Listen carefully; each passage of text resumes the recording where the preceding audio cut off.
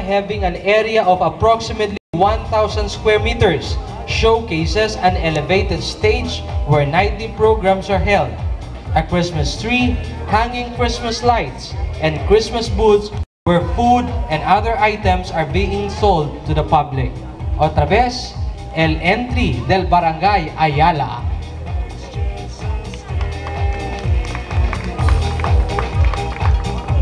El otro barangay amo el Kabatangan. The concept of the barangay's entry is nature and environment. Of native materials is emphasized to encourage the people to come and visit the landmark. Barangay Kabatangan. Barangay Recodo. The Christmas landmark entry of Barangay Recodo is situated in front of the new Barangay Hall, adjacent to Recodo Fire Station and fronting the El Varadero de Recodo. Otra vez, el entry na Barangay de Recodo.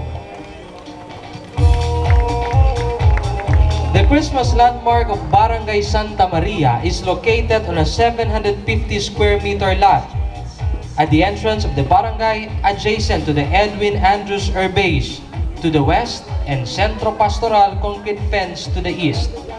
The landmark reflects the birth of the child Jesus through the symbols installed and erected within the landmark. It is a garden of our hearts that shares love. Once again, el entry del Barangay Santa Maria. The Christmas landmark entry of Barangay Tetuan showcases a Belen that shines through the plaza of Tetuan and a giant Christmas tree with colorful lights, poncechas, Santa's reindeers in a sleigh, and gifts to the children. The Christmas star gives light to the community where the residents are guided to have a better and progressive lives. The light gives direction to individual and family as a whole, as this very same light guided the three kings. Once again, el entry del Barangay Tetuan. Or the Belen symbolizes Christ's birthplace. Here people can find the Holy Family and Joseph, Mary, and Joseph, the perfect role model of how a family can be respecting, encouraging, affirming, and loving, or what we call real. The Belen is a cradle of faith in the providence of God and hope in the promise of a better life tomorrow. Amo kal parte del entry del Barangay Tetuan. Aura takil Barangay de Tugbungan. The Belen is the main attraction of Barangay Tugbungan's landmark entry. A giant Santa Claus is also visible together with a giant Christmas tree. The intention of the barangay officials is to keep the place filled with true spirit of Christmas by adorning the place with decorations, ornaments, and lighting effects. Again, el entry del Barangay Tugbungan.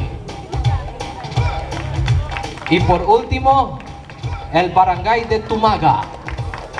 The barangay made use of indigenous native materials in coming up with different kinds of Christmas symbols, such as the Belen, angel, and stars. Once again, ladies and gentlemen, el entry del Barangay Tumaga. So at least, ya mira ustedes el mga landmark del diaton mga barangay kaya participa este año na diaton barangay landmark competition del Christmas. So ustedes tiene poco idea si quién va para con ustedes el que ay gana, pero como tabla el mga board of judges yaman runsyades na diferentes mga barangay para mira sila base na criteria kaya manset al diaton mga organizers particular el City Tourism Office con gane Best Christmas Landmark Competition. Este tiempo llaman kita otra vez con el diaton Tata de Ciudad, el honorable alcalde Celso Lobregat, para anunsyakan naton quién ay gana este año na Best Christmas Landmark Competition. Grande el premio, 75,000 pesos. Diba? Bonito. Tamira yo, quién gat ay gana aquí, barangay, kosaya, de verasan, el Christmas party, 12 cosa lang. Di ba? Dosi cosa lang, el Christmas party dila. Hasta el mga, hindi lang el mga barangay official receive cash gift. Hasta Kenya ayuda, tamire tiene katese. Aba ngayon, yagana, animo el Pasko na barangay. Di ba? So, tamira yun, mga kapitan, aura, tapensa. Pwede ba kami gana? Sino yung kami gana? Di halo lang, muito importante. Ya participa kami. Ya puede mirar gente na de amon barangay kay tiene cosa ya participa y ya preparar di mga oficiales del barangay. Otra vez, palakpakan kita. Kuna di aton alcalde Celso Lobregat.